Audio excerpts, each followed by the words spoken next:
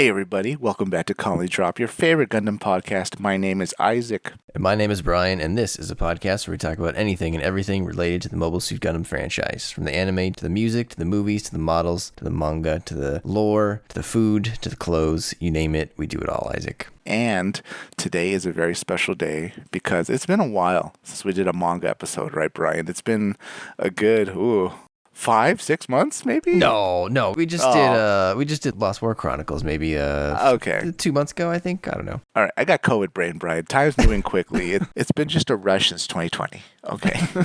But yes, it's somewhat long overdue for a good quality manga episode. And boy, did you pick a good one for our episode today, Brian. I'm glad you think that. So today, listeners, we are going to review Mobile Suit Gundam side story, Space to the End of a Flash, which is a manga from 2003, 2004, released in Japan. It was never released in English. And I guess I kind of know why, Isaac, because why would you buy this after that Lost War Chronicles debacle? Because this kind of came out in Japan right after Lost War Chronicles. So if you bought your Lost War Chronicles and you were like, hey, this doesn't even have the last chapter in America, why would I buy the next one? So if you want to read it, Isaac, you got to take to the high seas and head out there for scanlations. This is one of those rare times where Brian, he went out into the dark corners of the internet to find some piece of content. You just can't buy in stores. You gotta find the little secret file and grab it. You just type it into Google and voila. Sunrise is not even attempting to take things down. So yeah, I believe the scanlation group on this was Nozaku Scanlations. They do a lot of Gundam scanlations. And Isaac, little bit interesting background on this story. Ooh. This is a manga adaptation of the Thoroughbred story mode from the PS2 game Mobile Suit Gundam Encounters in Space, which came out in 2003. That actually did release in America, Isaac, so that one might actually sound familiar to you. Or anyone who had a PS2 back then. So this is like an extraction of a side story game that was in a video game form. Yes. Wow. Okay, this is 3 parts removed.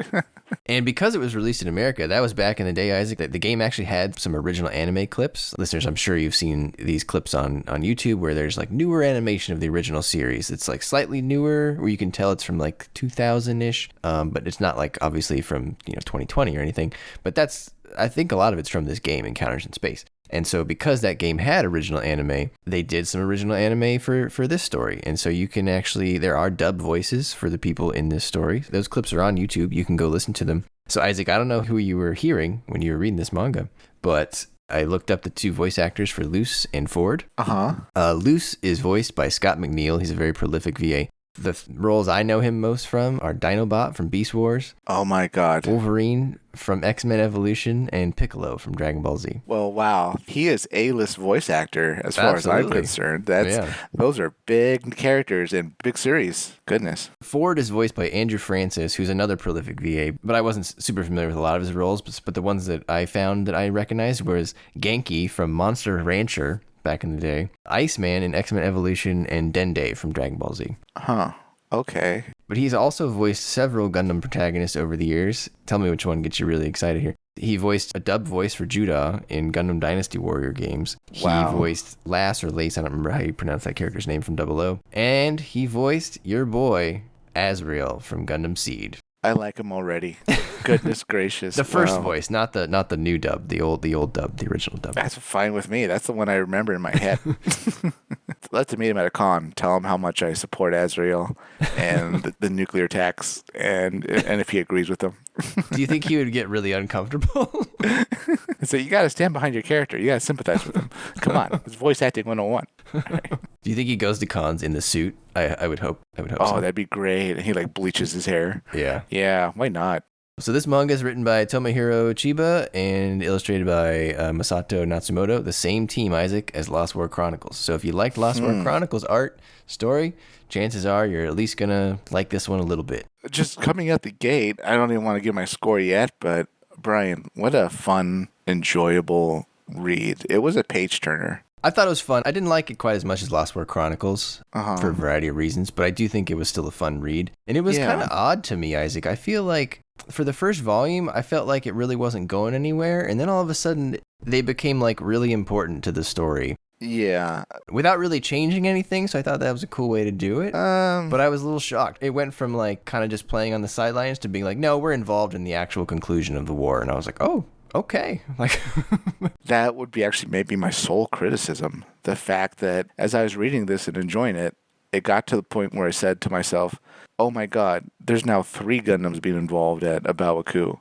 And that absolutely cannot happen because that takes away so much from the one main Gundam. So for that reason, I kind of had a cognitive dissonance where, well, this is a good series and things were, going pretty well when they were kind of like the mop-up fleet off in the corner of Luna, right? And then that changed so much into, oh, we're at Baoku too. In that case, I was like, oh no, this is not what you do as a side story because of how much it affects it. You guys are kind of Star Wars sequeling yourself where, oh, Palpatine came back, but we had to fight him too. And it's like, no, that takes away from the original Jedi that was fighting. And, but Isaac, somehow he returned. I don't understand what more you want. Somehow more Gundams were there. Yeah. It's like, That's an interesting point because they only go to Baoku in Volume 3, which we'll get to.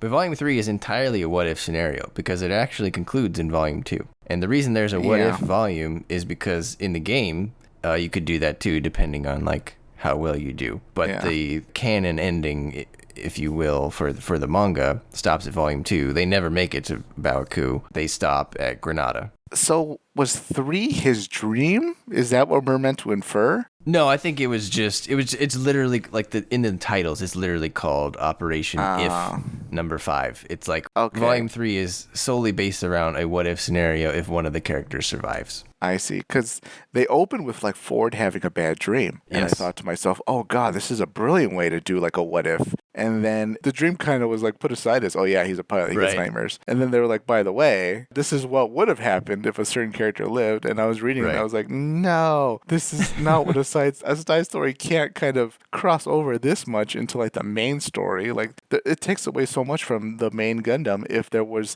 2 other space-equipped, very specialized advanced Gundams there, especially if they're called Unit 4 and 5. That's insane. This would make sense more if they were named like that after like 0083, but that's not really the case here. So I felt like this was sort of as good and fun as it wasn't a completely proper fit into the timeline and that we know of. But then again, as you've said, Brian, timeline schmineline as far as Bandai and Sunrise are concerned. They can do whatever they want with the timeline and the lore. Even if there is overlap, that's not too big compared to telling a story. Bandai lives not in the Universal Century timeline, Isaac. They live in a timeline called Cell Model Kits. Yes, sell plastic to people. Yeah, so in case you can't tell, listeners, Isaac is definitely a less Gundams are better. And that's not just because he's a Zeonic sympathizer. It's because he wants to preserve the specialness of having a Gundam, right? I think a lot of fans would agree with me, too, on that we all love side stories. We need them. We crave them. But don't you dare have another Gundam show up at a Baoku. My God, what a horrible idea. What would you even compare it to? Like, oh, it's Star Wars. There's a Return of the Jedi side story where there's another Jedi. There's a team of Jedis on the second Death Star, and they're like about to make the reactor go critical with a bomb. People are, no, this is nonsense. What are you doing? That's a fair point. Yeah. We mentioned this in one other episode, but I do think we are at peak number of Gundams for the 1 year war. I think it would be a mistake to add more in future side stories. And even in this side story, there are 2, which feels like a lot, right? Given that for many years there was only 1. You're adding 2 in a whole side story. But because they don't really make it to a Baoku, I feel like it's maybe okay. But yeah, it's definitely interesting. So in general, this story, the logline on the wiki is not very good, but I'm going to read it. The story revolves around a second Pegasus-class ship, the Thoroughbred, and its crew, tasked to intercept a Zeon supply route behind the moon that leads to Space Fortress Solomon in preparation for Operation Star One. To accomplish this, the Thoroughbred has been assigned 2 Gundams, Unit 4 and its brother unit, Unit 5, piloted by Luce Cassell and Ford Romfellow, respectively. What I do like about both this story and Lost World Chronicles is that the cast was fairly small. I didn't get lost in, like, what is this character? Because it's only really 2 volumes, 3 if you include the what-ifs, it's good to have a small cast. Yeah. So on the Thoroughbred side, on the Federation side, we have Captain Lombard Kilstein? You like Kilstein better? I went with Kilstein in my head, but Kilstein. Okay. The more I read that, I thought like, oh God, this has to be like a Zeon officer name, like killing and whatever. I don't know. Lombard is a hell of a name, Isaac. That's different. We have the operator, Miyu Takizawa. She's going to be the girl talking in everyone's ear. Always gotta have a Japanese character. Always. Then we've got our main characters, Ford Romfellow, pilot of Unit 5, and Luce Cassell, pilot of Unit 4. The moment you read Ford's last name, did you think, oh, this is a nod to Gundam Wing with Romfellow? Oh, absolutely. I feel like if we're ascribing to the one timeline theory, then his ancestors definitely started the Romfellow Foundation. Wow. Oh, that's a great tie-in, Brian. Look at you, Mr. Dark History. All right, continue. Then we've got Annie the Mechanic from Lost War Chronicles, a holdover. Mm-hmm. And then we have a gun cannon team with three gun cannons. I don't remember their names. They're not very important other than the fact that they don't really like Ford. That's about it. Yeah, they're called I think they're literally called the Cannon Squad, right? Yeah. I think they go. Okay. Isn't their call signs like Cannon 1, Cannon 2? I think so. And then on the Zeon side, we have Captain Nord, who I enjoyed. I thought he was one of the more multi-dimensional characters in this story. Yeah, on the list of good Zeon officers. Yeah, he's high up there. But then on the list of bad Zeon officers, Mallet Sanguine is up there. Boy, what a name, which, as I'm sure some of our readers know, it might as well be the name of Hammer Blood. That accurately describes his personality. Yeah, wow. He was pretty gung-ho in the beginning. I just didn't think he would take it to the limits that he did. Goodness. Yeah, we'll get into him. He's fairly one-dimensional, though. And then we have the Dom squad, Isaac. You had to be super excited there was a squad of Doms out there, right? I loved it. I also loved how, they kind of each had somewhat of a shtick, right? There was one that only had that more advanced machine gun. That was their only weapon. And then another one fights with one bazooka. And then another one fights with two bazookas at the same time. And they gave the two bazookas to the small girl, Lilia Flaubert, who probably has the best name in this story. Yeah, she was the most gung-ho, though. There's a certain part in the series where she says some comments that I really don't comprehend too well about her connection to Mallet. He only is able to express himself during combat. He's an awkward guy. But that's why I'm so devoted to him. And I thought that was insane. Yeah, this is a little strange. Could be an awkward translation too, but yeah, it is very strange. Anyone following Mallet, you have to question their sanity. The other two seem to be doing it sort of out of just sort of somewhat of a blind loyalty to their head officer. But it seemed to kind of be dipping into sort of quasi-romantic somehow. But I could see we'll never know. Adoration romance a little bit. Yeah. And then one note before we get into the summary, Isaac. So again, this story is about the Thoroughbred. It is another Pegasus-class ship, and we talked about this briefly in our Lost War Chronicles review because the Thoroughbred did make an appearance there. It's shown up a few times before coming to light in this story, but it was first mentioned in the second Mobile Suit Gundam novel from 1980, but in name only. So if anyone has the paperback edition that was published in English, you can see it in there. But if you watch the original TV show, the original Mobile Suit Gundam TV show, when they're at Jaburo, in the hangar, in the back, there's another green-colored Pegasus-class ship that was kind of clearly just sort of background, image fodder, Isaac. Yeah. But this story turned it into the Thoroughbred, and that's why the Thoroughbred has a greenish hue to it. It's not exactly white like the white base. Huh. I had no idea it was greenish. Do you even really see that in any of the few color images? I don't think you do. I don't know that a lot of the color images have the Thoroughbred in it, but yeah, if you go look at the art and stuff online, there's a few pictures where it is colored. And it's not, I wouldn't say it's green, but it has a little bit of a sea green, overtone to it. So I see what you mean. Sort of in the first image, it's kind of, they even color the Solemnist that same color. Almost a gunmetal green. I don't know what you'd call it. Okay. Yeah, sure. It's a light green. It's a tinge, It's not a fluorescent green battleship out there. Honestly, I feel like that's a poor choice within the lore of the universe because, as we all know, there's only one side that routinely paints their ships green. That's a fair point. The Federation doesn't have almost anything painted green. So I'm not sure what the logic was, but yeah. I do like it in the sense that they looked at the show and they were like, all right, we're going to do something with this. Yeah. And it was green in the show. So I kind of get that. So I give them props for that. But I agree. It is a bit odd. So many other colors you could have picked. And then the last bit about the Thoroughbred, spoiler, it does survive this story. After the 1 year war, Isaac, it is refitted and assigned a new mission in another side story called Battlefield Record UC0081, which we'll have to read someday. Yeah, I wonder what that ties into. Huh, interesting. Anything before we get into it, Isaac? No, just that drawing style, very crisp, very well done. I was almost never confused on any of the panels, which you can't say about every Gundam series, especially in combat scenes. So, applause from the get-go from the first page. Yeah, hats off to you again, Natsumoto-san. Like I said in the Lost War Chronicles review, Isaac, all these characters, they're all going to come back again in Gundam Legacy in a sort of Avengers-style team-up. Oh, wow. Along with Midnight Fenrir Corps from Zeonic Front. So. Oh, my God. Yeah, Isaac's just like, she's getting excited over there right now. All right, so it basically has 8 parts if I ignore Volume 3. So the first part's fairly simple. I do think the Volume 1 was a little simple, Isaac. So yeah, we open December 2nd, 0079. We're late in the war. And as we saw in Lost War Chronicles, the Thoroughbred launches from Jaburo. We're in space. Our Gundams Unit 4 and 5, they're having a mock battle with the gun cannon squadron. And we find out that the Thoroughbred is part of the 16th Autonomous Corps, which is basically just it and 2 Salamis, Isaac. Yeah. What I noticed what was weird about the Salamis, we didn't really see a whole lot from them throughout the manga. We didn't see anyone who was on those ships, and I guess they don't really matter. No, I mean, as far as Salamises go, they were lucky to be alive by the end of the story. That's true, yeah. But they did exactly what Salamises were meant to do, right? Just kind of hover around in the background while the Gundams do stuff and just shoot lasers. That's it. Just flak fire and take up space on the battlefield. Yeah, just follow orders from the main flagship, and that's it. We learned a little bit about the characters. Luce and Ford, they were simulation test pilots at Augusta. Luce is a bit older. He's a little more mature.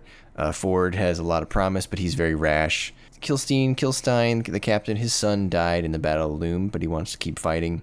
That's actually not accurate, Brian. I think no? you mean he... No.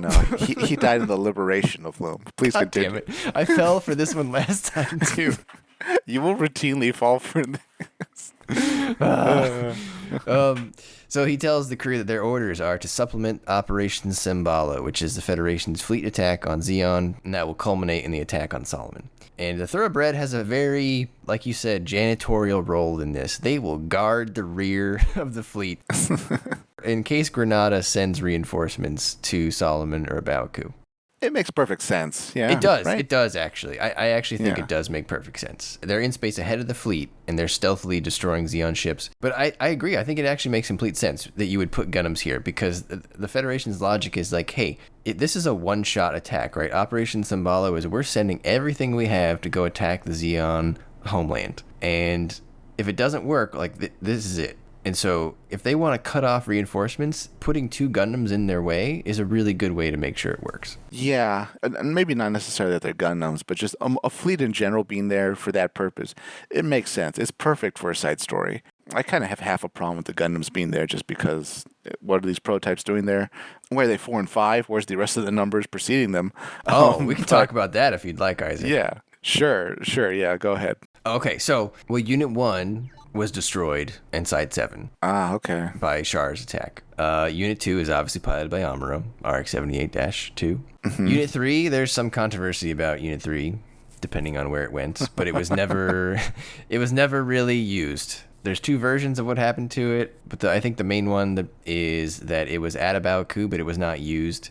It was in a ship that arrived there late. It was on the Blanc rival.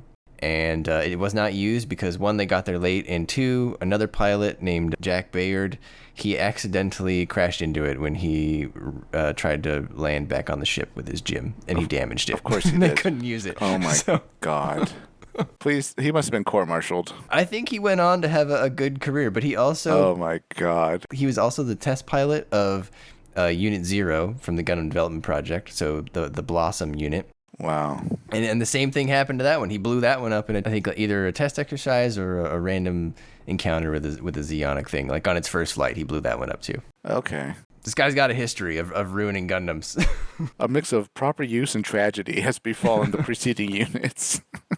And then Unit 4 and 5 are in this story. And then Unit 6 is the Gundam Mudrock, which is in Zeonic Front. That one stayed on Earth, I believe. I don't know if they ever took it to space, because I haven't played the game, but hopefully we can play the game, Isaac. And then there is Unit 7, but that was not put into service until after the war. I believe that Unit 7 is the focus of that other series that includes the Thoroughbred. So that's in like 0081. Am I to understand there have been 7 Gundams all before the year 0080? Well, Unit 7 was never built. It was designed. Okay. Units 1 to 3 were designed at the same time. Okay.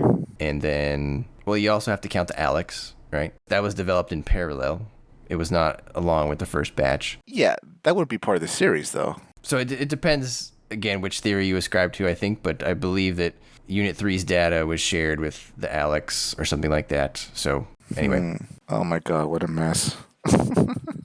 In the novel, Amuro gets Unit 3 towards the end because he needs an upgrade, and so the Unit 3 has the magnetic coating. Okay, impressive. That's the quick rundown on Gundam history as it is in my head. So I'm sure there's other, more comprehensive videos on it. But then plus you got the ground Gundams, but those are not exactly the same. So. Oh yeah, we got Easy 8 doing who knows what. So anyway, Kilstein's son, what did you say? He sacrificed himself? He perished opposing the liberation of Loam. Oh, there you go. That's exactly what happened. So yeah, they're on janitorial duty, Isaac, here. They're basically gonna guard the base, right? Yeah. But again, I think it makes sense. G4 or Unit 4 and Unit 5 are meant for anti-ship warfare. And the object here, Isaac, which is what I want to ask you about, you're the World War II buff here. So the logic is that Unit 4 is equipped with what they call a mega beam launcher, and it takes a long time to charge. So you send out Unit 4, and it charges up, and then it destroys the fleet. It's a fleet destroyer. Sure. Unit 5 is its escort. It's supposed to sit there and guard him while he does that with his giant Gatling gun. Does this make sense to you? I see almost no correlation. Barely any correlation to Captain Kilstein's comparison that this is like U-boat warfare from the Second World War. Yes, that was my next question. The only connection I kind of feel is like, well, we're stealth because we have Minovsky particles, and U-boats were kind of stealthy because they were underwater. Sure, I'll give you that similarity, but the U-boats were not really used to protect like the rear of a German fleet. They were used to like attack transport ships that were going across the Atlantic. This is very different work, and more to the point of like the actual use of the mobile suits, which are key to all this. The U-boats weren't like equipped with a fleet-destroying torpedo. That would be war-winning, and the guard for the U-boat that shoots a fleet-deploying torpedo didn't have like a massive Gatling gun. I feel like giving one Gundam the big mega beam cannon and then the other one just a Gatling gun to guard it was a little silly. I felt like one Gundam should be like a big shield or something. That would have made more sense, right? Like, oh, we put like, I don't know, a prototype eye field into this Gundam or something, or a magnetic field that kind of deflects bullets, and that's how we're protecting the main sniper mega beam cannon Gundam. But that's not quite what they did, and it half worked for me. I like the idea of the beam weapon. It clearly needed to be properly used, and I like how you essentially need to like turn it on and then turn it to try to hit all the ships, like line them up. Oh yeah. You'd like drag it, you sweep it across, yeah. Exactly, yeah. But the Gatling itself always felt it was, I don't know. Maybe I'm viewing it wrong. It is pretty effective, I guess, against taking out large numbers of mobile suits heading towards it. It's actually even effective against capital ships. Maybe they should have just sent out 2 Gatling guns. I mean, they should have definitely shipped a second Gatling gun, because I felt like Luce was kind of like, all right, well, I'm just gonna sit here with my normal rifle while you use the Gatling gun, and my big gun doesn't work back at the ship. So not even that, but at the beginning, like, neither of the weapons are actually ready. Like, they were sent out into space, not completely ready. Yeah, that's true. Because the Mega Beam isn't ready, the Gatling's not ready. They kind of just go out as standard Gundams, which I thought was bizarre. And not even that, but this might be one of my small criticisms. Maybe I'm getting ahead of ourselves. I feel like Ford, he's like a teenager they picked up off the street. Like, the things he's saying, like, what's teamwork? We don't need to work as a team. And all the stuff he was saying was like, wow. Or why is this conversation about the purpose of the mission, other than exposition, happening on the ship? We should have talked about this in Jabro in like a meeting room. So I felt like some of those things didn't really make too much sense, and maybe could have been done better, but they're very minor. Yeah, I think Ford is very immature for being in the position he's in, right? So, I mean, I guess he is the pilot because he does very well in the simulations. It feels like an odd reason to give someone a Gundam of all things, but... Yeah, those must have been high scores. Goodness me. I mean, I think what gets me about the strategy, Isaac, is I feel like once you introduce a Gundam onto the battlefield, that becomes Zeon's main target. So if you're trying to be like stealthy and wipe out the fleet, I wouldn't give the big fleet weapon to the Gundam. I would give it to the unassuming Jim, so that when they see a Jim hiding out, they don't really care too much. Yeah, maybe you're right. Well, then again, when Zeon first sees Unit 5, I think, is what they notice first, the cannon? I I think don't it is, remember, right? but Oh, it could okay. be. I mean, he didn't have the cannon for a while because it's sitting in the Yeah. ship. So that's the big conceit of the story, listeners, is that the Gatling for Unit 5 works fine, but the beam cannon doesn't work, and so they're trying to make it work, but it's sitting on the ship. So they're essentially like not able to do what they're supposed to do. That's sort of like half inaccurate though, because they did pretty well They without did. the Gatling gun and the beam cannon. They took out the whole Zeon fleet. That's true. They did. We get a glimpse of Granada. So Granada is under Zeon's control on the moon.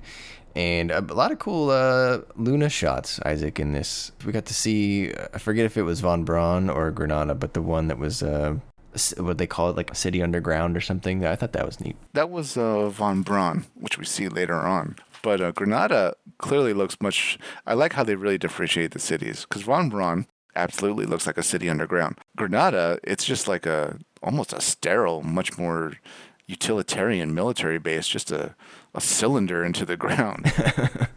Yeah, Zeon doesn't have time for fancy things, Isaac. You just No, or whoever built it was like, look, this is a very purpose-built manufacturing center. And I'm glad they pointed out that Granada is kind of Zeon's big manufacturing area for the war itself. So if that goes down, then the war's all but done. While at Granada, we see that Jake and May from Lost War Chronicles arrive, but they are told there's no room for them and they need to leave, basically. So Jake was the guy on Ken Biederstadt's team who he sent into space to protect May, who was the girl operator.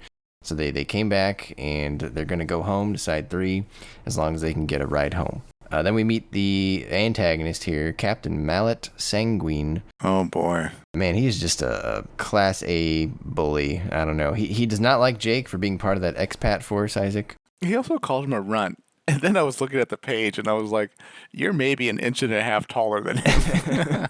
Yeah, and I felt like Jake was bulkier than him, too. I feel like he was kind of skinny, you know? Well, I mean, Jake was really biting his tongue, but he obviously could have shouted out that, look, I've actually fought on Earth. You know, that's something Mal's never done to my knowledge. Yeah, that's true. But here we see that kind of the big suit of the thing. Mallet eyes an Act Zaku, which was brought to Granada from Pezun or Pezun, depending on how you want to pronounce that. Yeah. I think Pezun is a pretty cool place in the lore that doesn't get talked about a lot unless you really like Gundam Sentinel. No, yeah. But yeah, it's basically like Zeon's third asteroid base. And there was a series in the 1980s called MSX where there was a bunch of designs done, and these designs were being manufactured at Pezun, and really only at Pezun, and a lot of them basically didn't get used because they couldn't get into the war in time. But every now and then we get a side story where they ship one out, and one of the suits makes an appearance. And one of those suits is the Act Zaku. There's also like the Gigan, the Pezun Dawaj, which is like the Dom sequel, Isaac. My personal favorite, the Gashia, which is like a two-person mobile suit. It looks like an amphibious one that is made for space combat with two pilots. Gotta have one of those. Of course. Anyway, we could probably do a whole episode on Pezun. But yeah, the small fleet launches from Granada, and Ford takes the Gatling. He confronts them. He recklessly destroys a Musai, but he actually ends up needing Luce to protect him because he went out too far from the Dom squad. And then they order Ford to retreat, but he doesn't retreat, and he does succeed in destroying like the last Chevet. But this is like 2 battles in a row now where Ford just kind of rushes in, and like you said, Isaac, he's just not great at this teamwork thing. Like, it's just not working. No. The whole time, like, Luce he's constantly trying to be like kind of a mentored big brother on the team. I mean, he is a big brother. Yeah, just giving him advice about like teamwork and like what you have to do. It comes off as Ford being not the right fit for this type of role, or how he even got into the military and still needs to be kind of pep talk about like the importance of teamwork, or how like everybody else on the ship is really helping them. You know, it's very immaturely bizarre for a pilot, I feel like. Yeah, I'm surprised that Captain Kilstein didn't take him off the Gundam. Yeah. Based on his actions, so. I'm also curious, Isaac, do you think, because I feel like in this manga, Unit 4 and Unit 5 did fine, but I don't feel like they were overly oppressive by themselves. Do you think Amuro unfairly raised the reputation of Gundams? I'm not sure I'd say unfairly, but like he's in a class way above them. Or, well, maybe not unfairly, but was it more Amuro than the Gundam? Oh, I see what you mean. In this case, I'm going to kind of say, yeah, the user of the tool is the one that determines how effective it is. So, yeah. Luce and Ford are kind of doing okay enough. I wouldn't say they're just invincible against these fleets that they're easily taken out with the element of surprise. But yeah, Armoral with his new type abilities is arguably the best new type in UC.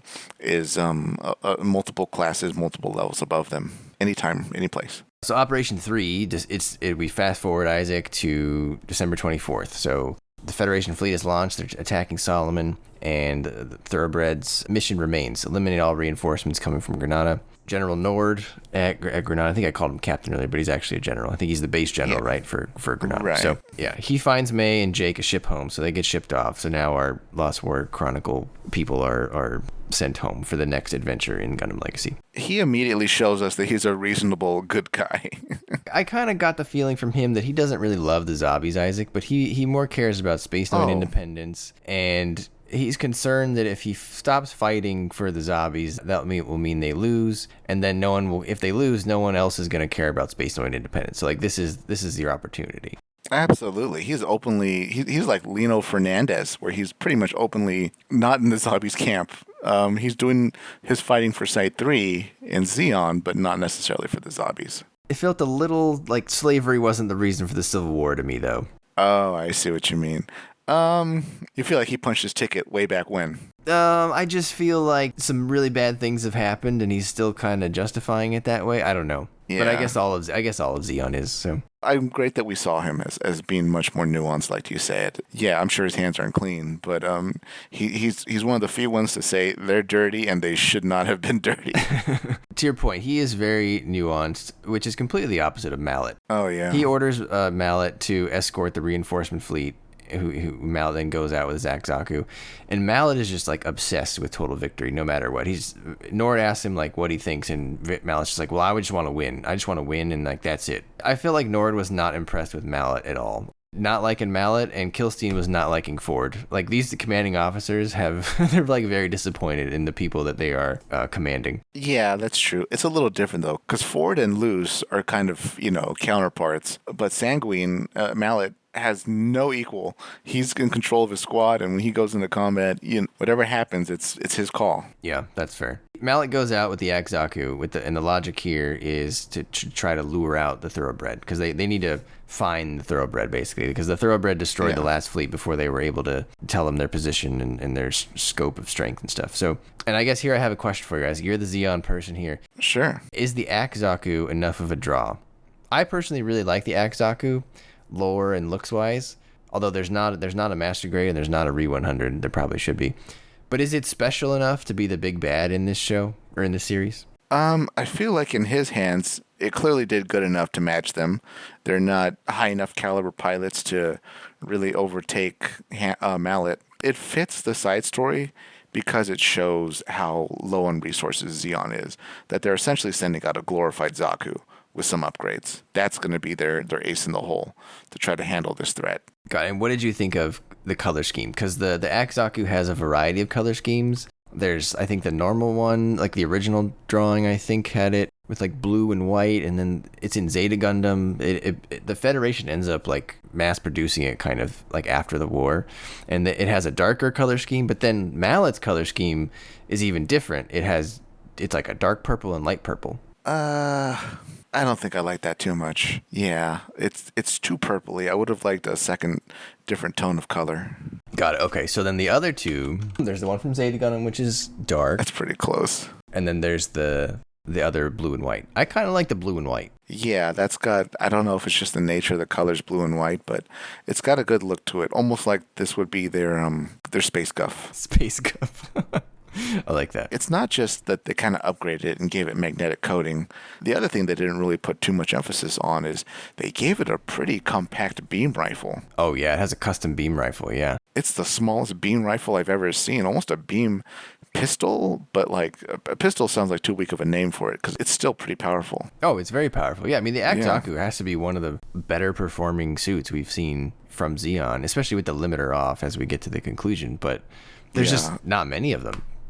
God, my question about the limiter, getting ahead of ourselves, is why even put that on? The rationale the engineer did not explain himself very well. I didn't think it made any sense why that was on. I think it was to not kill the pilot. Just because of like the speed of movement, you mean? Yeah, I think so. Okay. I think it was supposed to be like, hey, it can go this fast, but we think you as a person can only go this fast, so therefore we've tuned it to you. Oh God, the Isaac fleet would absolutely take off the limiter and say, "Good luck out there, team. You know, we either win or we don't." All right. You signed up for this. Yes. You're gonna need that speed to get past the nuclear shockwave. So Ford and Luce launch to combat Mallet. Luce takes the Mega Beam Rifle out over Miu's protest. She's begging him, don't do it, because it doesn't work. They think it's going to overload. Ford engages Mallet, and he stalemates with him long enough for Luce to charge it up, and he does shoot, but Ford does have to save him from getting destroyed by Lilia at the last second. The shot does work. It destroys Mallet's Chevet, but it loses power after that, and then both sides retreat. I think that was one thing I didn't like about this series, Isaac, is both sides, there was too many confrontations where both sides just retreated for no real reason. And the reason was that the chapter was over, and then we needed to start a new chapter. Yeah, it felt very understandable with how these Gundam stories usually go. Like, right, how many times did Ko and Gato fight, and then only to like later on have to fight again, and then leave, and then fight again? Yeah, there was they could have fought to the death sooner, I think, but... Oh, absolutely. Yeah, episode 1. But no, they didn't.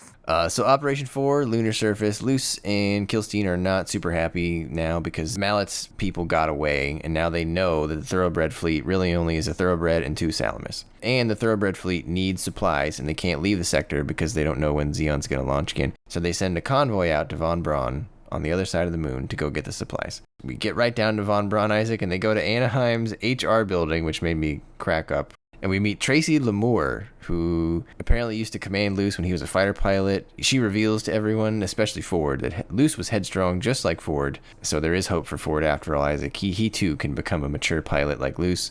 They sign the contract for the supplies, which is a classic, quote, neutral Anaheim move, where they say, oh, sign here and we'll definitely give it to you. You don't have to say you put it in your little ship that's not marked as Federation, but we know who you are and blah, blah, blah. Was she animated to be a little person? She was very small. I don't know if she was a little person, but yeah, she was tiny. Or she was just one of those old ladies that, like, as they aged, they shrunk. I think it was more that. I think they were conveying that she's old, and that was their way of conveying it was... Look how small this woman is. So. And are we to understand she's the head of Anaheim or just the executive at HR that's managing this deal? They just referred to her as the executive who is signing the contract, so I don't think she's the head of Anaheim. Oh, okay. All right. High enough to sign a supply contract, which is... Yeah, but probably not too high enough, though, there'd be a scandal. Okay. Correct, yeah. As our team is on the way back, Mallet attacks them, of course. I did like here, Isaac, that the Unit 4 and Unit 5 were like hanging from underneath the convoy, and they just dropped onto the moon. That was kind of neat. I like that. Oh, yeah, that was brilliant because I was reading it and I was like, oh, this is an undefended convoy. Like the Zeon, they can either blow it up or just capture it. And then who's with them? Is it Annie or? Miu's with them. Oh, okay. I was confused about that though, Isaac, because when they said we're going to send a convoy, they made it sound like it wasn't going to be very defended. But really, everyone went. Like the gun cans were there, the Gundams were there. Like everyone was there. No one was guarding the ship. I assume the ship was just relying on its stealth to protect it. Yeah, it could be. And they figured, well, they'll be back in like a day or two. But yeah, it was a cool ambush. Where are the Gundams? They're not in like secret transport pods or anything like that. They're underneath the ship. Yeah, I like that. That was a cool visual. That was unique. Yeah, loved it. Great way to ambush the Zeon too, because they didn't see it either. Yeah, they were like, ah, crap, the Gundams are here. Like, so they're underneath. Yeah. This is also like the 4th or 5th time that Mallet has reminded us that his Act Zaku is magnetically coated. He loves to talk about magnets. I wonder if anyone actually like ever sat down and said, do you actually know how magnets work? I guarantee you that Mallet does not know how magnets work. That must happen in the military, right? Like the engineers give like the fighter pilots some like quick science talk, and then the pilots are like later on talking to like the crews or like rival squadrons. They're like, yep, they put the new afterburners on. It injects pure O2 into the fuel line, and then the engineer just kind of leans back and says, do you know what happens when pure O2 hits a fuel line? Yeah, it's the equivalent of the magnets, man. Oh, magnets, they repel stuff, right? Yeah. Or they attract. Negative, positive, something like that. All right. So Ford is having trouble fighting on the moon due to gravity, which seems, again, like something he should have trained on in that simulator, given that was all he did. not just that, but some of those scenes confused me a little bit because the Act Zaku's like doing dancing around him. And then there's like a panel where he says, "Oh, I think I'm sinking into the moon." And part of me was like, what the hell is going on?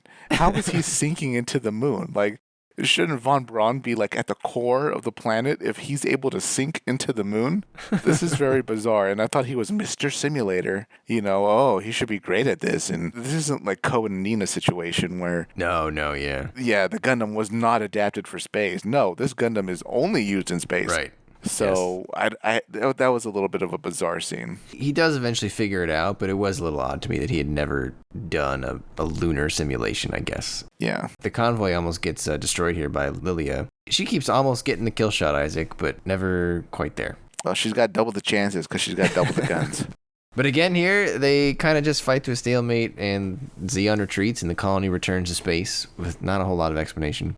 Operation 5, Explosion Flash. Tracy covertly calls Kilstein to tell him that peace with Zeon is close, but that Giran still wants complete victory. Good. She still believes the Granada fleet will launch to reinforce a Baoku. And I guess what I'm confused about, Isaac, is now at this point the Granada fleet knows how big the force is. I feel like the Thoroughbred and 2 Salamis there should just be a bump in the road if they all just launch. Like, are they really going to be that worried about it? I mean, I know they have the beam gun, but at this stage, it only blew up 1 Chevet. Yeah, that's true, but it might be a case of, well, send out all our fleets to take out 3 ships. That's a little silly. What if we need them to go somewhere else, or something happens? So we can't put all our eggs in one basket to take out one problem when we've got other problems pending and other spinning plates to keep spinning. Oh, they've got problems, Isaac. Yeah. They're going to lose the war.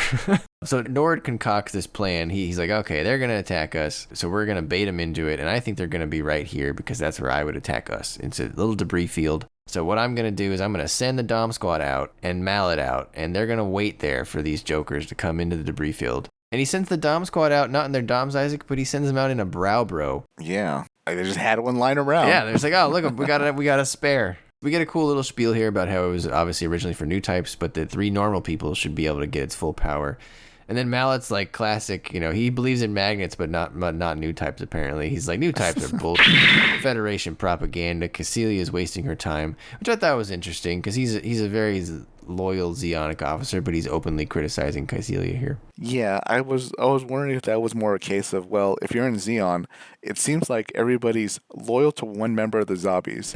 Nobody's. That's a good observation. Yeah, almost nobody's loyal to every zombie. That's true. You have to pick your racehorse and you kind of go with it. Yeah. In Mallet's case, I think he's loyal to the war. So he wants to fight. That's all he really cares about. And the idea that, who knows what he's heard through the grapevine about new types. But as him being not a new type and definitely not involved in the program, maybe he feels a wise sense of self-preservation and, I don't need them. I'm better than them. So this is all just nonsense about, brainwaves and all that jazz. Yeah, it could definitely be an ego thing for him too, right? He would refuse to believe a new type could beat him. So right. So the Granada fleet launches. The Thoroughbred fleet plans to attack them from the debris field, just as Nord had planned. Unit 5 and Unit 4 are there. Unit 4 is going to charge the Mega Beam Launcher over Miu's protest again, but Luce is like, I think I could do it. Mallet and the Dom Squad come, they wait in silence, and they attack. Luce engages Mallet, but he leaves the gun cannon to face Mallet because he goes and helps forward. With the mobile armor, they double team the Brow Bro. They get inside the wire-guided attacks, and once again, Isaac, the mobile armor falls to a beam saber to the face, which is classic mobile armor, super effective damage. Well, that's it for the mobile armor, as usual. Although the Dom Squad did escape. Did you notice that because they weren't sitting in the Psycommu cockpit that they were able to escape out of the normal person cockpit? Yeah, this might be the only time we see a mobile armor escape pod essentially, or at least their cockpit housing be able to detach like a shuttle and just boost away. I thought it was interesting that the Psycommu is almost treated like a pilot itself if they gave it its own cockpit, Because they weren't good enough, they had to install a separate cockpit, and it actually saved them. It's like, well, we don't have a new type, so the Psycommu will be in the cockpit, and you guys will sit in the back in this shuttle thing that we slapped on. Yeah, no, you guys can't sit there. Go sit back here. How did this work, you think? Was the Psycommu maneuvering it, and they were essentially in charge of the tethered bits? They were glorified turret operators? I think the Saikami was just inactive because there's no new type to run the Saikami. It can't run by itself. So I think one of them was moving the thrusters, one of them was doing the weapons, and one of them was doing, I don't know. Comms or energy, stuff exactly. like that. Okay, engineering. Okay, that's a more logical division of labor. Okay. Do you think they made them still wear the big helmets? That would have been funny. No, they look like they're in their normal helmets, yeah.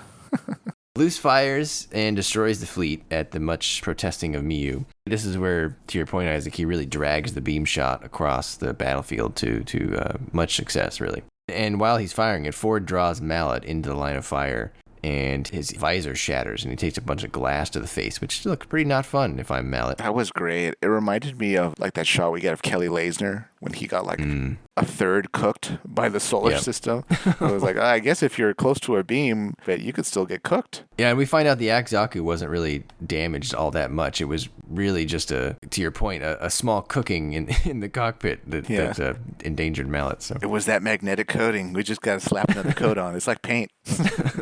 But unfortunately, Luce was not as lucky, and the gun does sort of overload a little bit, and it breaks Unit 4 to the extent that his hatch is broken. He can't get out, and the little generator that's attached to him for the gun explodes. Yeah. Very clearly killing Luce. Not good. I guess, Isaac, is he the only one-year war Gundam death? I guess he is, right? Huh.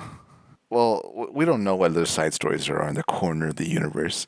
But to our knowledge thus far, yes, he is the only fallen Gundam through the course of the 1 year war, unless you consider EZ-8 to have fallen. Yeah, but the pilot didn't die. As well, did he? According to the Federation, well, that's fair. Where'd he go? Yeah, that's true. Okay, but confirmed death. Yes, we'll go with that. Yes. Operation 6, Light of Hope. Ford drags the top half of Unit 4 back to the Thoroughbred in a futile attempt to save Luce. I mean, he's already dead at this point. Mallet is injured. He's going to surgery at Granada for those visor shards. But the Act Zaku's fine. So at this point, you know that we're going to see Mallet again. The Thoroughbred heads to Solomon, now renamed, in this manga it's called Konpei Island, but I don't know if you know this, Isaac, but most of the older dubs and older translations use Konpei Island. We heard Konpei Island in 083. Yeah. But it has since been clarified, I don't know if you know this. Uh-oh. It should be called Confeito. What? And that is because the shape of Solomon looks like this particular candy, and so the name is a pun on the way that the candy is shaped. It's based on this Portuguese candy. The Portuguese word is confeito or confeito. I hate that explanation so much. That is nonsense. That is the answer. So it's really Confeito now. But those of you who want to stick to Konpei Island, I mean, I'm not gonna stop you. Yeah, you know what? We're gonna treat it as a Joshua situation from Seed, where a same location can have sort of multiple similar names. Just throwing that out there for you candy fans. Terrible. We should have one of those candies, Isaac. I wonder if they're good. Can we look it up right now? Confeito. Here we go. Confeito. Confeito. This is just the Japanese crystal candy. We've all seen this. Yeah, so it's a pun. I assume, based on its size, that the Portuguese were trying to say confetti. Probably. That would kind of make sense. I've had this stuff before. Like, it's sugar. It is pure sugar. Is it the rock sugar? Is that It's a rock candy, yeah. That's all it is. I mean, it's good, but like, even I can't do like, a bag of it. It's good once in a while. Because like, it's so popcorn kind of bite-sized, you take a few. Yeah. I could see them selling that at like the Gundam Cafe, though. Sure. Here's your Confeito candies. Here's your Konpei Islands. Yeah, sure. So while they're at Solomon, which is now under Federation control, obviously, Unit 5 gets some upgrade parts. It's literally just some shoulder pieces. Kind of strange. Miyu cries with Annie about Luce. Ford has actually locked himself in his room. He didn't even go to Luce's burial in space, although he points out that it really wasn't a burial because there was no body in the casket. That's such a technicality, though, because like the whole reason we're here is to mourn this man, and you didn't even show up. And you were the one member on his squadron. Yeah. He's not exactly in his room having a party or drinking. He's in depression. Yeah, he's grieving, absolutely. Up to this point, he has not really felt fear, and he's now afraid to fight, and he doesn't know how he can do it all alone without Luce. But Miyu gives him the classic solution, Isaac, the Gundam slap. She slaps him real hard across the face. Oh my god. Tells him that he's being conceited and that everyone is fighting, not just you. And that gets him out of it. And then right when Ford kind of snaps out of it, Isaac, the solar ray is fired. Degwin's dead. Revel's dead. Yeah, God. The war has taken a new turn. And then this is when we get our new mission, Isaac, which like blew me away. They're like, all right, Thoroughbred, your new mission is to escort the Zeon Prime Minister, Darsha Bakarov, or however you want to pronounce that, to Granada to sign the peace treaty. I was like, whoa, that is not where I thought this was going. Yeah, me neither. On the one hand, it might be the best suited fleet for it because they're a stealth fleet, right? Sure. So I assume they can stealthily move the prime minister. But at the same time, I was kind of like, wow, this is a pretty big role for a side story. Even before that, I was kind of like, oh, another Federation officer slapping somebody. Of course this would happen on the Federation side. And if you remember in the series, even before that, there was like the fight in the cafeteria. Oh, yes, yes. So Federation, always hitting each other. You don't see Zeon doing that. But anyways, back to the Prime Minister. Yeah, this is great lore. I really enjoyed it, how we saw that, okay, things were in motion from Zeon's government, or at least elements of it that wanted peace, way before the war had actually ended. So that was pretty cool. Right, because dude was already in the ship. Like, he was already on his way, right? Yeah. It wasn't reactionary. This guy clearly had a plan. Yeah, I loved it because it shows that the zombies don't have a complete tight control on things, as we've seen, with even Dorn being able to kind of mouth opposition to them.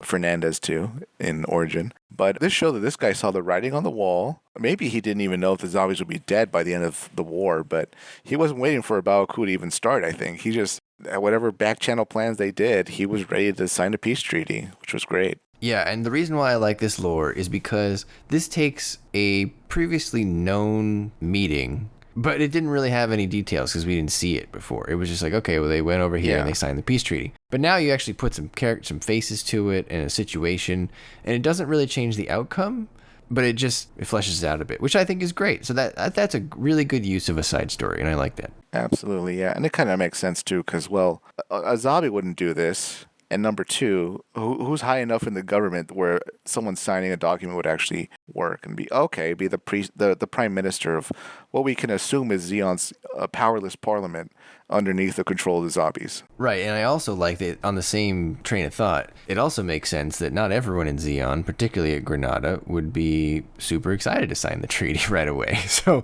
of course, they're going to resist, you know? And that's exactly what happens. Granada has 30 ships, and they are not going to surrender. But the Zeon Prime Minister's forces, they've agreed to help the Thoroughbred against the Granada forces if it comes to it, including a cool guy that we met, who they didn't even really give his name until Volume 3, but his name is Lieutenant Barst, and he's a pilot of a Gelgoog that Ford ran into while sort of like guarding the Prime Minister's ship. Yeah, that was cool when they met the Chevet that the Prime Minister was on. Because if you look closely, its guns are pointed down and away from the Thoroughbred. Additionally, the Zaku on top of the Chevet, facing the two Gundam pilots, it is unarmed, and the Dom next to it has its bazooka on its back. Those are nice details by the artists. Definitely there for peace, and the Prime Minister chose his men well, because boy, the squadron is also devoted to seeing this war end. But unfortunately, Nord does deploy all of Granada's 30 ships. He is not going to surrender while everyone at Baoku is fighting, which I guess is understandable. Yeah. Everyone launches. Ford takes the front line with the Gatling, and Nord decides to encircle the Thoroughbred fleet. But Kilstein had a plan. He was going to wait. He does get through. He does take the Prime Minister's Chevet to Granada, but Nord figured he would do that, and he left some ships behind to block them. So now they're kind of screwed. And so just as they are about to clash, Ford is on the way to Kilstein. Nord calls for a ceasefire because he has found out that Abaoku has fallen. Girin's dead. Cassell is dead. And Kilstein accepts the ceasefire basically right away. He asks him why, and he's like, hey, Abaoku's down. Everyone's dead. There's no point anymore. Furthering our thought that Nord is on the list of good Zeon officers, or reasonable Zeon officers. Yeah, but that's about to get overshadowed by the actions of one man and his three underlings. Mallet, however, is livid. So while the Ford and the Prime Minister's fleets, they are collecting the wounded, Mallet is bullying the Act Zaku engineer, who reveals it has a limiter on to suppress its reactions to be optimized for the pilot. Mallet demands the limiter be removed, to Isaac's previous chagrin. I like how, as mad as Mallet is, in keeping with Zeon, he has not struck the engineer. If you notice that, he's really only like lifting him up by his collar. He hasn't punched him though or hurt him. So even as mad as he is, he knows Zeon to Zeon, we never hit each other. Well, you may never hit each other with like open hand violence or fist violence. However, when Lilia goes to tell Mallet that the Act Zaku is ready, we find out that he has taken some sort of drug that increases his reaction time but leads to mind deterioration, and he's also killed the doctor that gave him the drug that was like tending to him. Yeah, well, the doctor didn't want to give him the drug, I assume, so he had to be killed. Probably not. Yeah, obviously. But, I mean, this is for the glory of Zeon, though, so it's understandable, right? Of course. So Mallet and the Dom Squad, they launch. They are still blindly following him. Lieutenant Barst confronts Mallet, but Mallet easily dodges him and cuts him down, which was sad. I was sad to see Lieutenant Barst die. Yeah, but he went down fighting. He did a great attempted attack on Mallet. It just didn't work out timing-wise because the way it was animated was pretty cool. You could see him swing, but the Act Zaku had closed the distance within his swing. Right. So that's how fast it is. It is faster than the attack of a Gelgoog arm, which is very fast. It's also faster than Unit 5 now. Ford can't really keep up with him, and so he ends up employing a different strategy where he calms down and he basically uses his shield as a feint or decoy, if you will.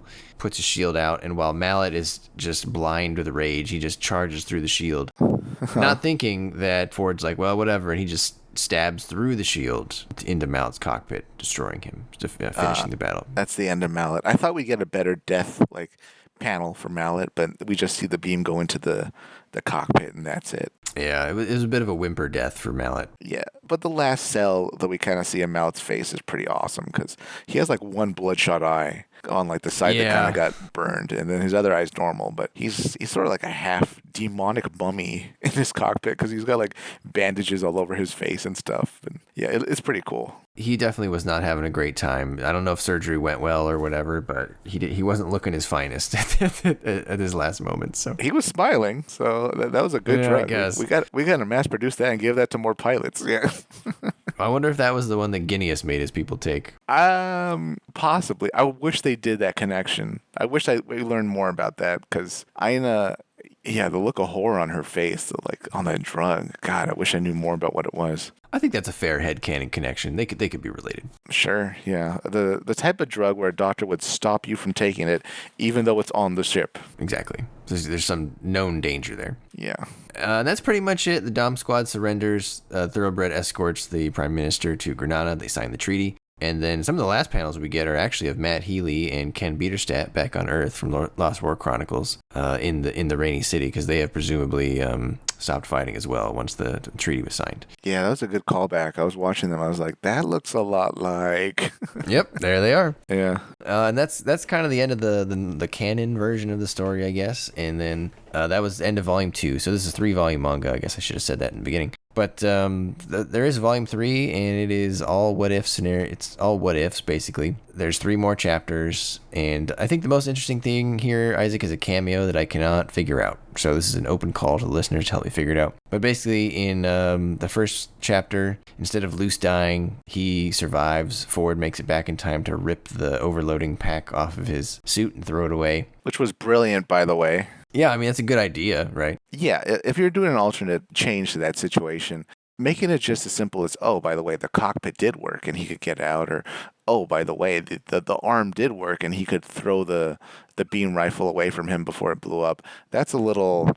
That's too easy. Yeah, I agree. Yeah, but having Ford come to his rescue and rip out only the exploding generator energy pack, that was way more brilliant, I felt. And it showed Ford's growth as a pilot and, the whole teamwork thing. And really great addition to, if you wanted to see Luce live. Yeah, and I liked Luce. I was sad he died, but at the same time, that is the teeth of the story, I guess, is him dying. So, did you know he was going to die? I kind of did the moment he said, oh, I'm just going to keep the power going. You guys need me. And I'm just a little bit more. At that point, I was like, oh, this guy's done. He's done. I mean, as soon as they introduced the plot device of my gun doesn't work because it overloads, I knew that it wasn't headed in a good direction for Luce. Especially when they gave it to like the older pilot, the Right. experienced Yeah. wise pilot trying to instill values into his young rash teammate. Yeah. Yeah, so it probably was a little predictable. The other change in that battle was that Mallet actually dies in that battle. Like, he gets swallowed up in the beam this time, not just his Yeah. face gets a little hurt. So, That's it for Mallet. bit of a downer ending for Mallet there, I guess, if you're a Mallet fan. But There's no Mallet. Even I'm not a Mallet fan. no, there's no Mallet fan. There might be Yeah. Act Zaku fans. I just don't think they're Mallet fans. Yeah.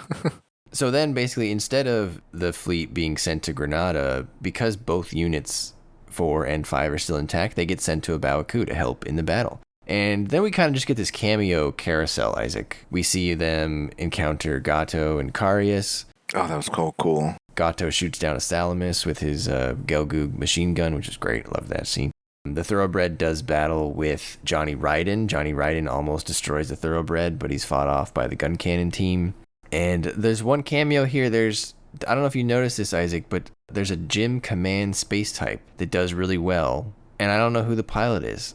I think it might be Yu Kojima from the Blue Destiny manga. I don't know enough about Blue Destiny towards the end of the war to know if he was at Abaku in a Jim's Command space type. I would assume he would be in the Blue Destiny, not a Jim. So if any of you know who the Federation pilot is in Operation If-6 Bloody Battle in this manga, Space to the End of Flash, let me know. Is it you, or who is it? Who am I missing?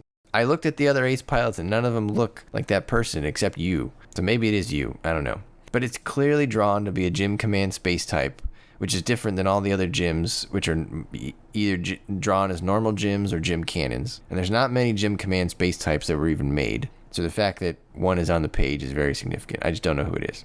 And it's not named.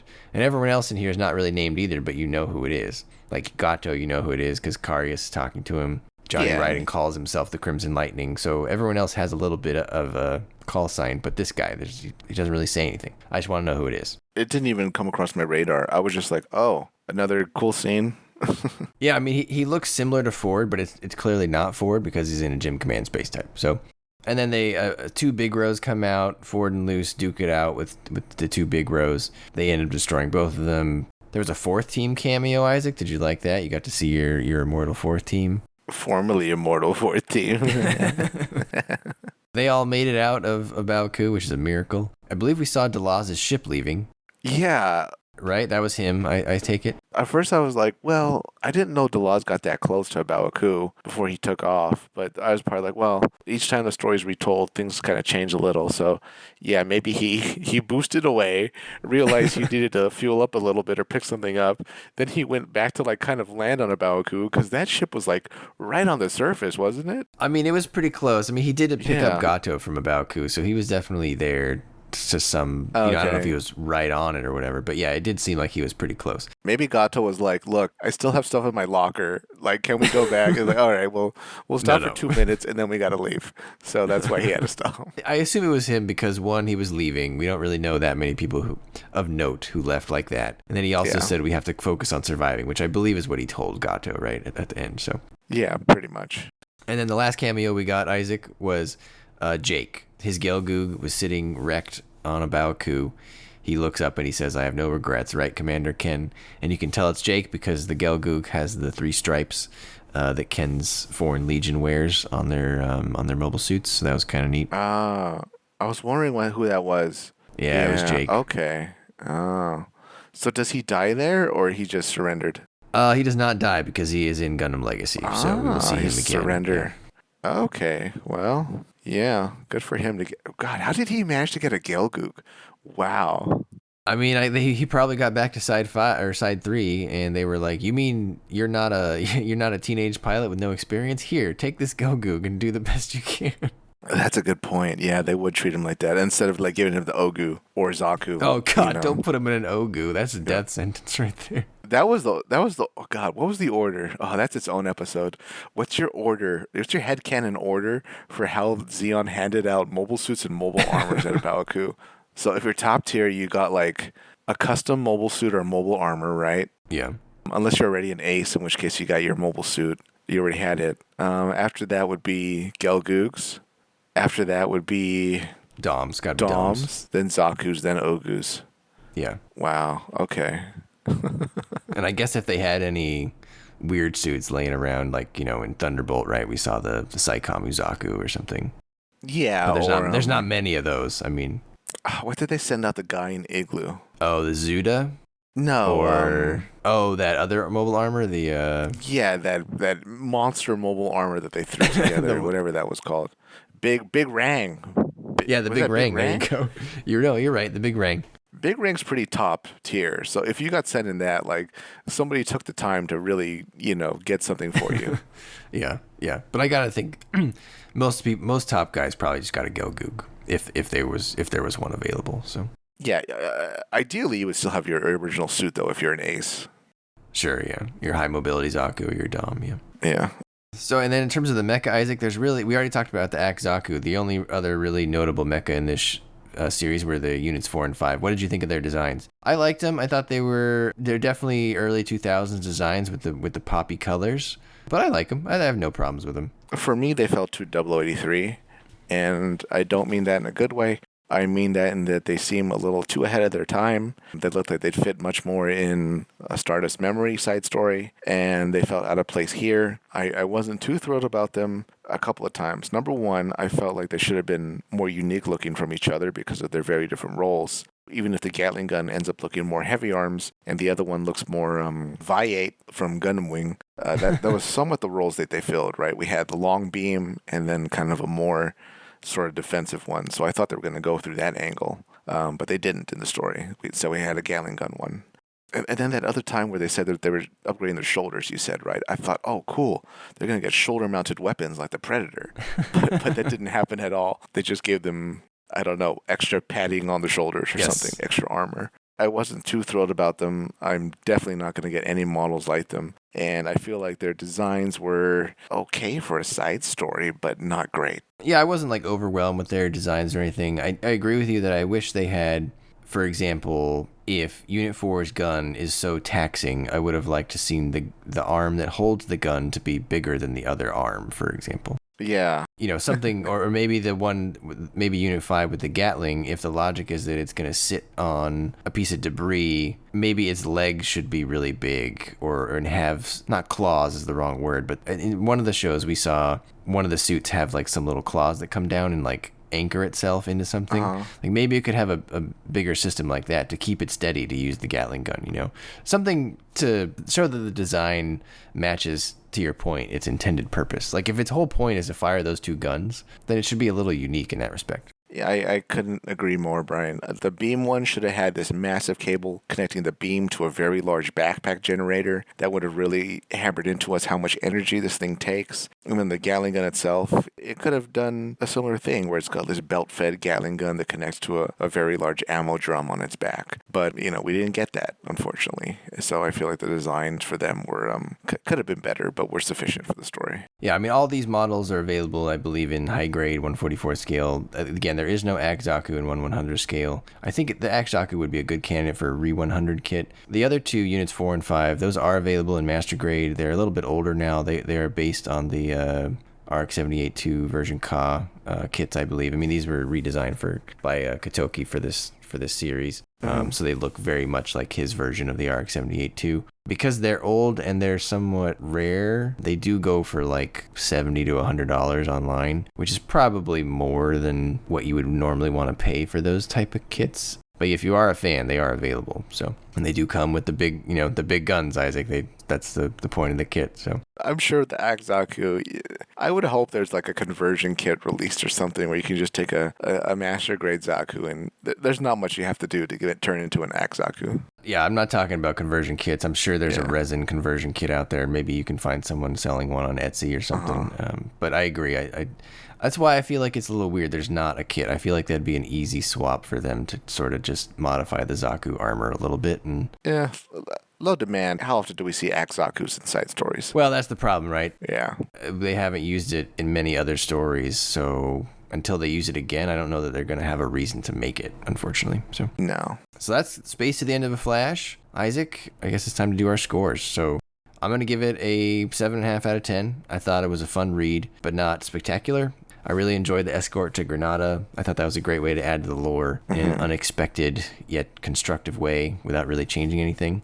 I didn't really like Ford that much. Like you said, he was kind of a bit of a buffoon and sometimes. I kept wishing Luce was maybe the main protagonist. And I also think Luce should have only used the cannon once to save the Granada meeting. I felt like it was a bit repetitive having him use it twice. I just felt it made it predictable when he used it the second time. I was like, he's going to use it again. He's going to die. I thought Mallet was a little one-dimensional, and he didn't really improve over the course of the story. He just got more one-dimensional, if anything. Nord, I thought, was probably my favorite character, and I would have liked to seen him play a role in Mallet's death. Maybe he kills Mallet with a shot from his chevet or something to preserve the Granada peace agreement. Would have been a better ending for Mallet. But yeah, I still think it was a really fun read. I enjoyed it. Yeah, I was half expecting like almost an ending to Lost War Chronicles, where it's sort of a case of them peacefully agreeing to stop fighting. But that definitely didn't happen. Yeah. No. I really enjoyed reading it. I had a good time. I'm glad it exists, and it did add a lot more to the lore. My two issues, though, with it having Gundams in, I think, areas of the UC timeline where they shouldn't have been, kind of is a bit of a sticking point for me. So for that, and also the what if kind of being a little bizarre to throw in at the end, especially with how things played out. I'm still going to give it, though, oh boy. I'll give it 4 out of 5 Haros. And that's still a pretty high score. If you're a Gundam fan, you should definitely read it. If you're a UC fan, you should absolutely read it. It's a good read and a fun time, even putting aside its minor problems. And I'm really glad we went through it, Brian. Yeah, and it's short, too. It's effectively 2 volumes. You can skip volume 3 if you want, because it doesn't really... Volume 3 is short, it reads fast. Yeah. But the meat of the story is volumes 1 and 2. So if you like one of your war side stories, I highly recommend it. Listeners, let us know what you thought about this story. Let us know what you think about all 3 new-ish mecha designs for this series, Units 4, 5, and the Act Zaku. I don't hear a lot of people talk about the Act Zaku. I don't know if it's just because no one knows about it, or if it just doesn't have a lot of fans. Really curious to see what people think about the Act Zaku, because I don't see a lot of people talking about it. I'm curious if the heavy arm fans just convert over to Unit 5, because it's the heavy arms for the UC. It is. It's literally basically in heavy arms colors too. Oh, I'm curious now. Are there heavy arm fans that go with the Ace Custom Norse Packard Goof? Oh, yeah. If you're a heavy arms fan, what do you like better, Gundam Unit 5 or the Goof Custom? Wow. Oh, that Guff's hard to beat. It had such an epic appearance. Oh, you gotta love the Guff more. Come on. Yeah, it's so great. Oh, man. Well, I wonder how many of our listeners have read it, but I guess we'll find out. Or maybe they'll read after listening to us, and then they'll drop a comment. But yeah, love to hear what you think. Alrighty, listeners. Until next time, Isaac, take us away. All right, listeners, before you go to sleep tonight, stand next to your bed, get on your knees, put your hands together, look up at the ceiling, and hail Zeon. Good night, everybody.